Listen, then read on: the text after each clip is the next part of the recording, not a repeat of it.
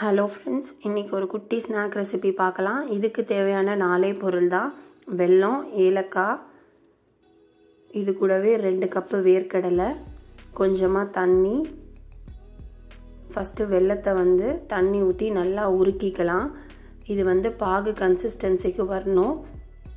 ஒரு 5 to 10 minutes நல்லா கொதிக்க வச்சா ஸ்பூனில் எடுக்கும் போது திக்கான கேரமல் கன்சிஸ்டன்சிக்கு வந்துடும். அந்த கன்சிஸ்டன்சியில் ஒரு பக்கம் வேர்க்கடலையை நல்லா வறுத்து வச்சுக்கலாம். இந்த கன்சிஸ்டன்சி வந்த உடனே வறுத்த வேர்க்கடலையை அந்த பாகில் கொட்டி இந்த மாதிரி கிளறணுன்னா ஒரு பெரிய ட்ரேயில் இந்த மாதிரி ஸ்ப்ரெட் பண்ணி விட்டுக்கலாம்.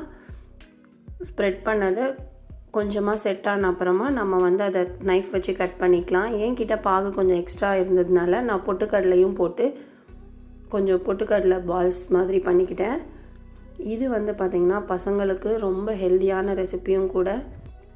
நம்ம வீட்லேயே ஈஸியாக செஞ்சிடலாம். டைம் கன்சியூமிங்கும் ரொம்ப கம்மி. நம்ம கிட்ட இருக்கிற பொருளை வச்சு செஞ்சதுனால எந்த ஹார்ம்ஃபுல் திங்ஸும் இதில் இல்லை. ஸோ எனக்கு பார்த்திங்கன்னா ரொம்ப நல்லாவே வந்துருச்சு. இந்த சைடில் இருக்க பீசஸ்லாம் என்னோடய பசங்க ஆல்ரெடி சாப்பிடவே ஆரம்பிச்சிட்டாங்க. யாருக்கெல்லாம் பர்ஃபினா ரொம்ப பிடிக்கும்னு கண்டிப்பாக கமெண்ட் பண்ணுங்கள். குயிக்கான ஈஸியான பர்ஃபி ரெசிபி பார்த்தாச்சு. இன்னொரு வீடியோவில் கண்டிப்பாக நான் உங்களை மீட் பண்ணுறேன். தேங்க்ஸ் ஃபார் வாட்சிங்.